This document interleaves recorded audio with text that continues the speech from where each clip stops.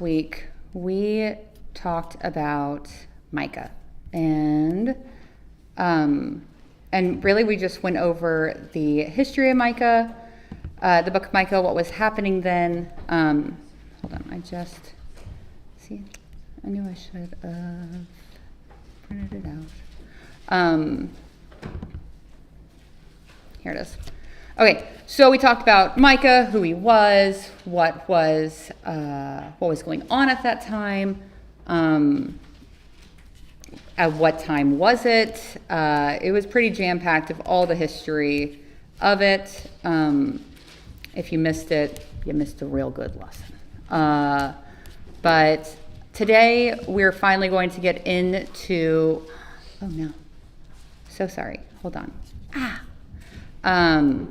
Like when you're like, I should print this out, and you're like, no, I don't need to print it out. I got it. But then you're in front of people and you press live, and then all of a sudden you don't got it. That's what's happening right now. Okay, haha.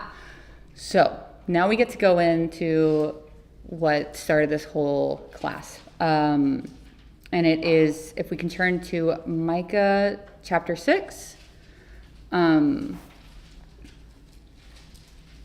6 through 8.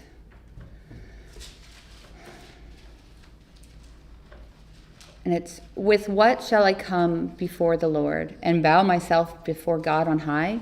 Shall I come before him with burnt offerings, with calves a year old? Will the Lord be pleased with thousands of rams, with ten thousands of rivers of oil? Shall I give my firstborn for my transgression, the fruit of my body for the sin of my soul? He has told you, O man, what is good, and what does the Lord require of you, but to do justice and love kindness and walk humbly with your God. And I really think it's a shame that a lot of people don't add the two previous verses onto it, because I think it really encompasses what is being said here. And my whole takeaway is that we're overcomplicating things, but we're also under-delivering of what God desires from us. And so what does the Lord require of us? He requires us to do justice, love kindness, and walk humbly with your God. Okay, so we got that, and we're going to break that down real quick. So the do justice, I had a lot of fun with this one. I worked the entire week on it, and 5 of those days was just being stuck on the do justice, and then last night was the rest of it.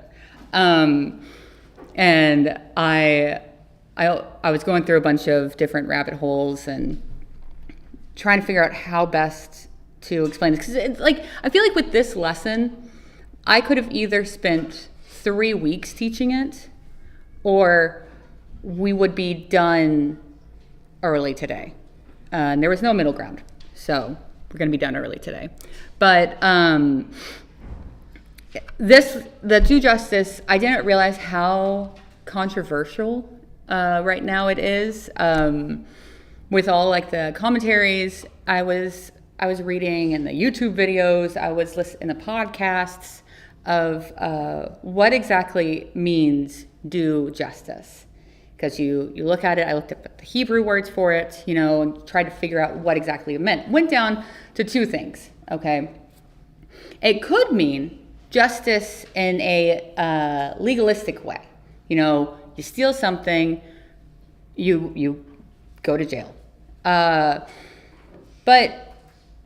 knowing what we know from our last class and the history of what we know of what was going on during the time, during Micah, and the corruption that was happening, and the leaders and the prophets, the false prophets, lining their pockets with the money and off of the backs of those poor and the lower classes.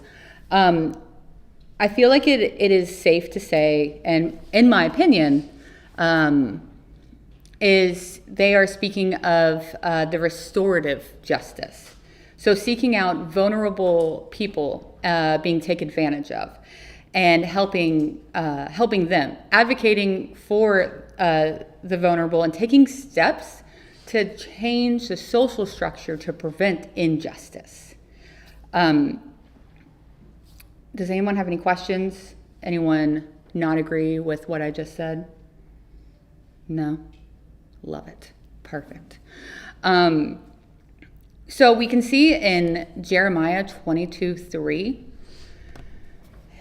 it says, "Thus says the Lord, do justice and righteousness, and deliver from the hands of the oppressor him who has been robbed, and do no wrong or violence in the resident alien or fatherless and the widow, nor shed innocent blood in this place. For if you will indeed obey this word, then there shall enter the gates of this house kings who sit on the throne of David."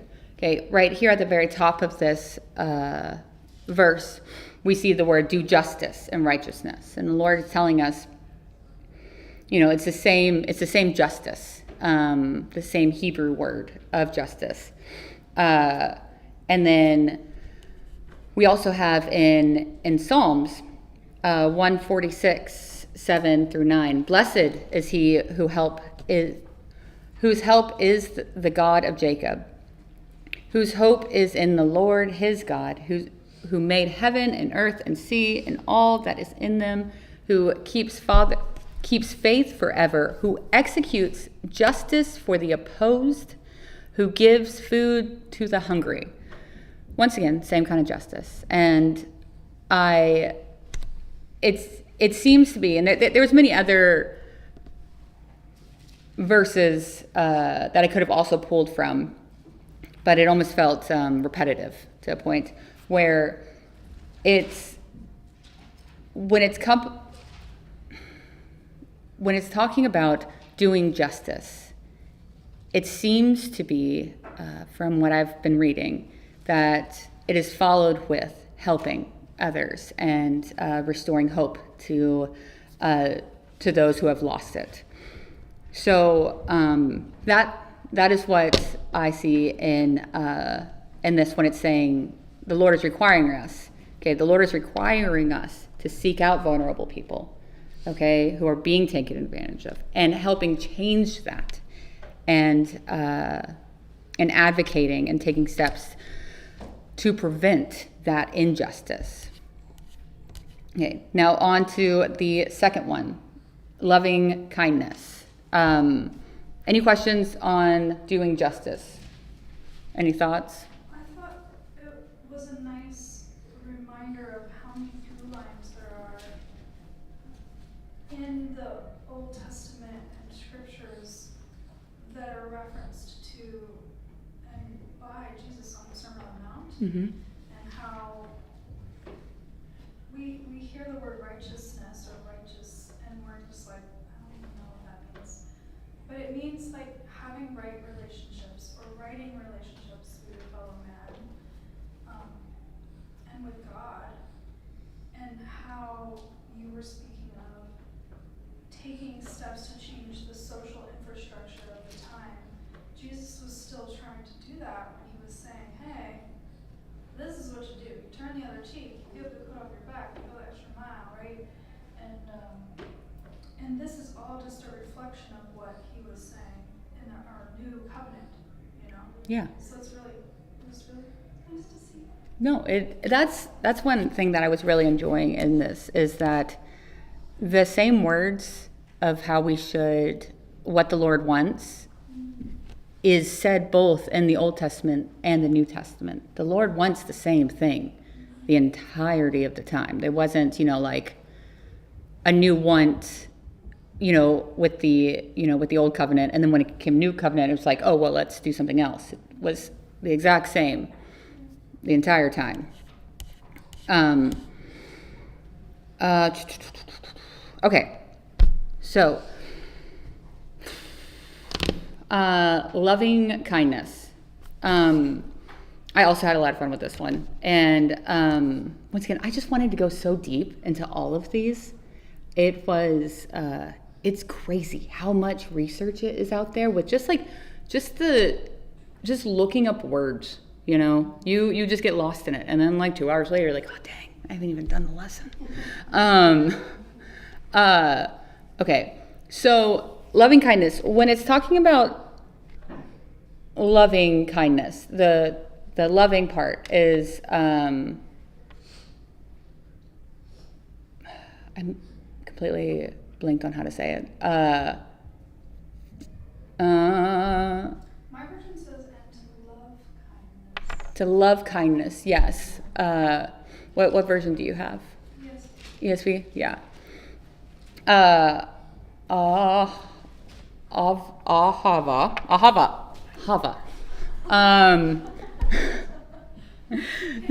Yeah. Ahava. Ahavah.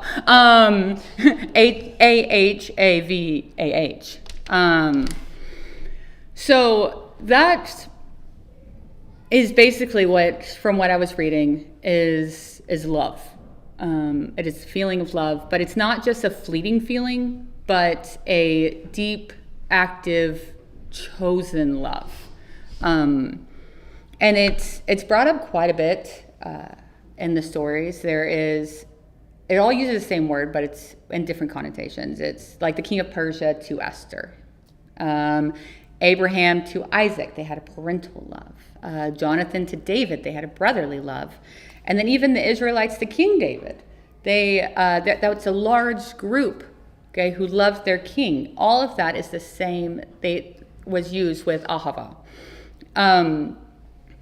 And because I know that a lot of times I feel like we talk about the agape word of love, and but the ahava is, I think, also really cool and deep love as well.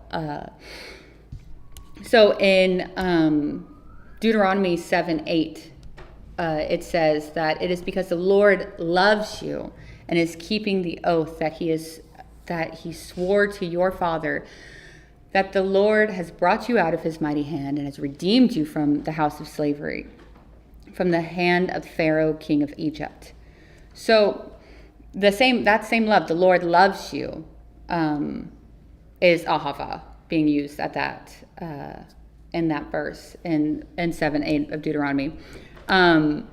So to love kindness is to love by our actions. We can't just say we love someone and then ignore them and ignore their needs. We can't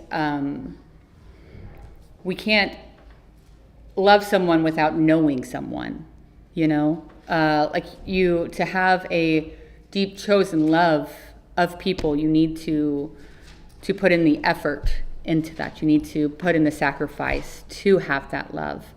And so we show our love for God by how we treat people around us. And in Deuteronomy 10:18, it says, he executes justice, look at that, for the fatherless and the widow, and loves the sojourner, giving him food and clothing.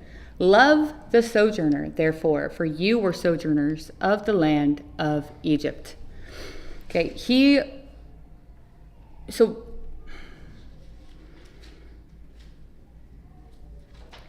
it shows that the Lord had love for his people, and thus we must do the same in return.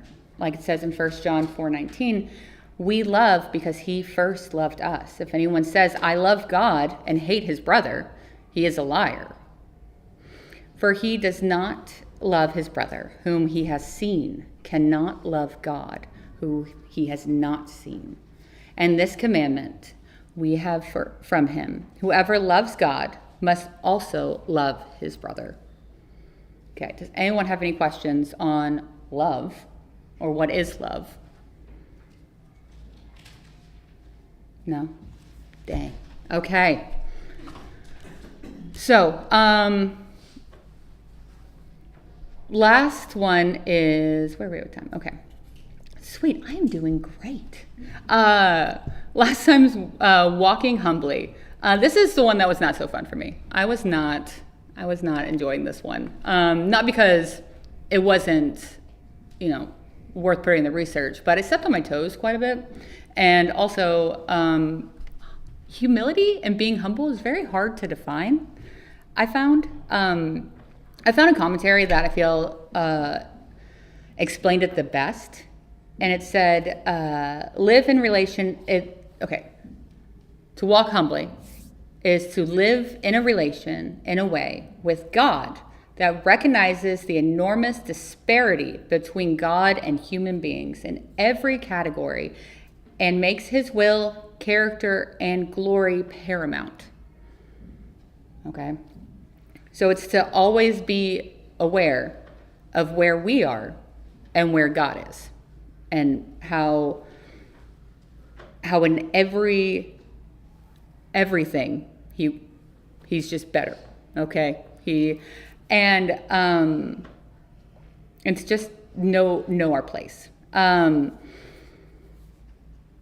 So Philippians 2:5-8 says, "Have a mind among yourself, which is yours in Christ Jesus, who, though he was in the form of God, did not count equality with God a thing to be grasped, but emptied himself by taking the form of a servant, being born in the likeness of men, and being found in human form. He humbled himself by becoming obedient to the point of death, even to the cross." So,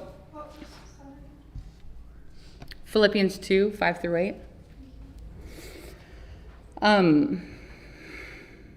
So, I mean,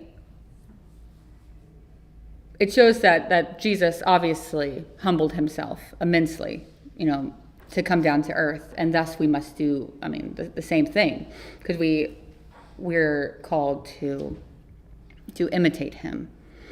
And then I think it's also important to note with the to walk humbly with the Lord. Those who walked with the Lord. We have Genesis 5:23. We have says Enoch walked with the Lord, and then Genesis 6:9, just a little bit farther down, it says Noah was a righteous man, and he walked with the Lord.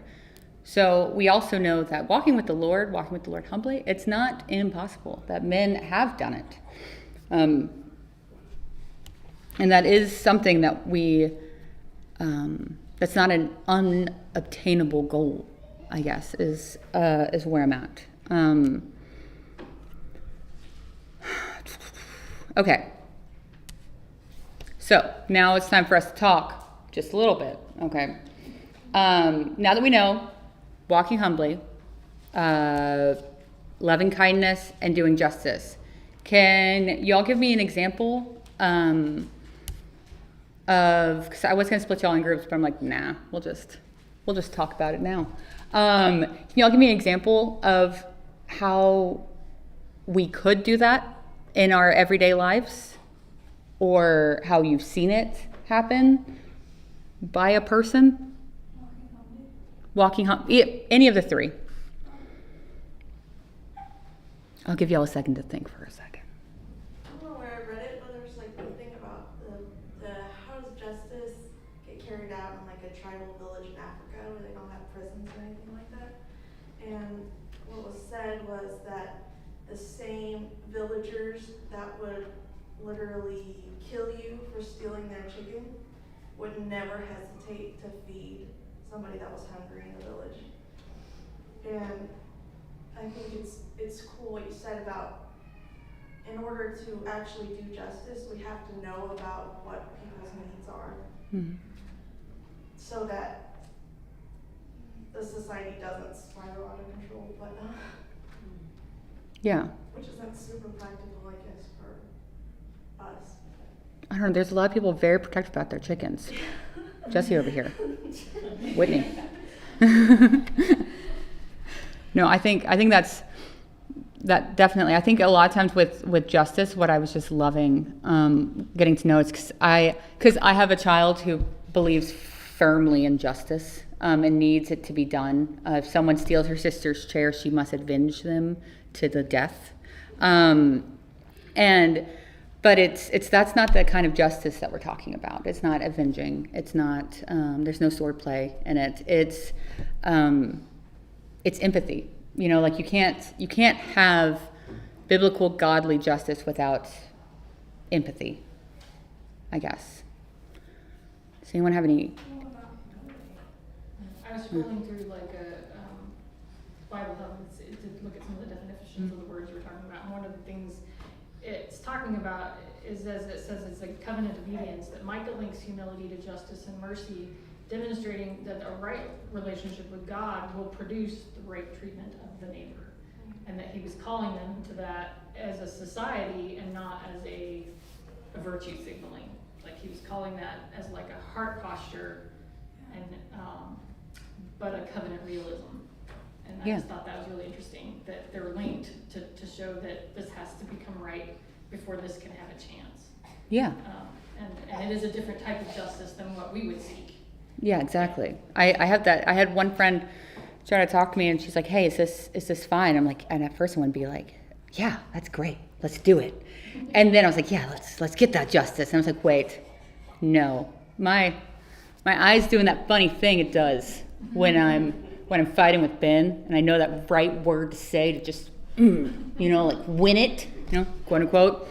And I'm like, that only happens when I'm not doing godly things. It's like maybe we should step back real quick and rethink what's going on, which shows also that just because you think it's justice, don't mean it is.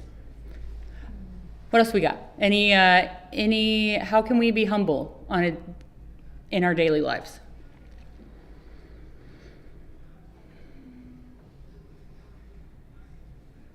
I think we're asked over and over again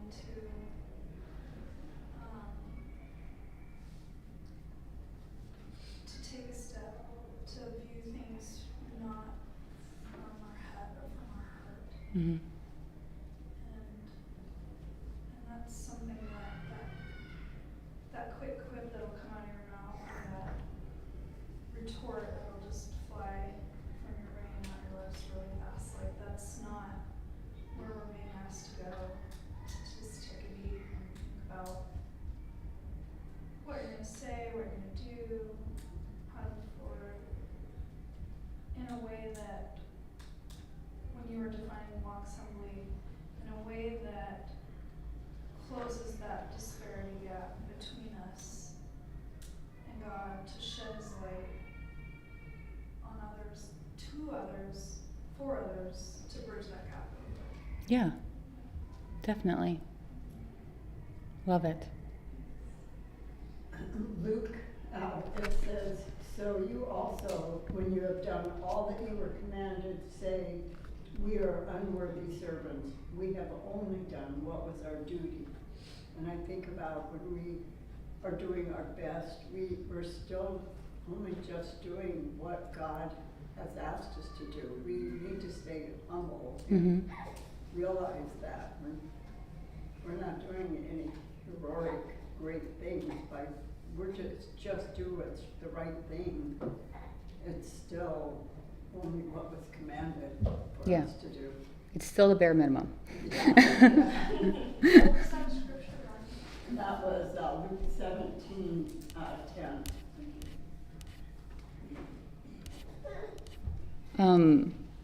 So real quick, because turns out I am doing great on time. And y'all might not get out early.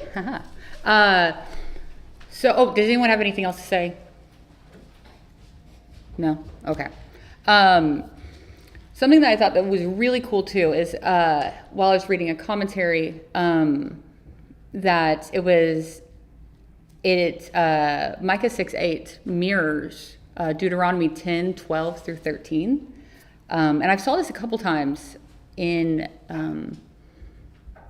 a couple of commentaries, but I wish I knew how to work a PowerPoint and I would have it the visual on the screen right here. But alas, I do not. So Deuteronomy 10, 12 through 13. And now Israel, what does the Lord your God require of you?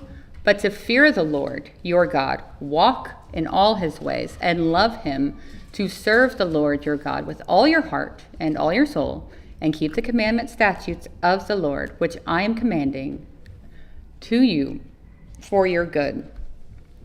Okay, and then a similar statement is also said in Deuteronomy 6:4, and then also repeated by Jesus in Matthew 22, 37 through 39. Hear, O Israel, the Lord your God is one. You shall love the Lord your God with all your heart and all your soul and all your might. And those words that I command you today shall be on your heart. You shall teach them diligently to your children, and shall talk of them when you sit in your house and when you walk by the way, when you lie down and when you rise. You shall bind them as a sign on your hand, and they shall be as frontlets between your eyes. You shall write them on the doorposts of your house and on your gates. Okay. So what is required of us is put simply quite a few times. It's actually repeated a lot of times. It's, we need to love the Lord our God. It goes back to loving the Lord your God with all your heart, all your soul, and all your might. But I had a question though this morning while I was finishing up the lesson that I was talking to Ben, and I was like, okay, so it says that this is all that's required of us, but what about the book of Leviticus and all those laws that we have?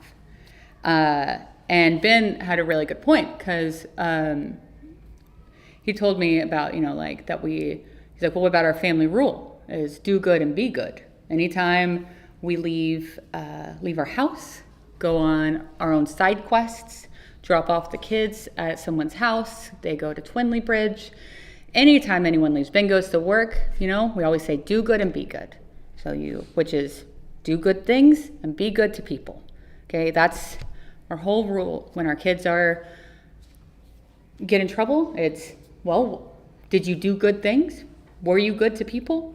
But that also that simple statement encompasses a lot of different rules. Like, hey, don't sit on your sister's head. Don't throw that. Don't, push her down. Don't call her names, And it's just, it's encompassed. So I feel like we do the same thing, like we're like, oh, this is so simple, so why do we need laws? It's like, well, because we're humans, at a point, like we need it broken down like children in some way. So to do justice and to love kindness and to walk humbly with your God is not an easy task.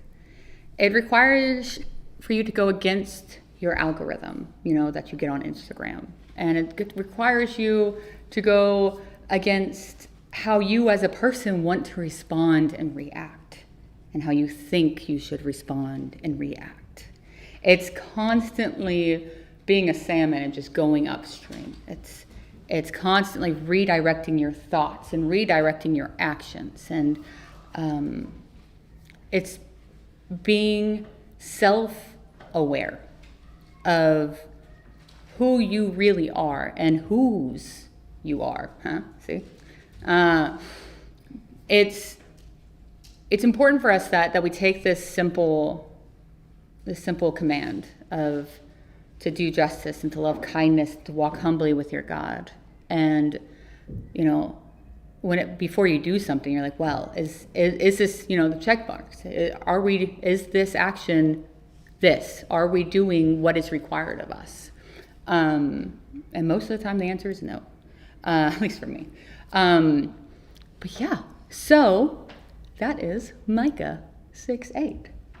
Awesome. Does anybody have any questions, comments, concerns, rebukes?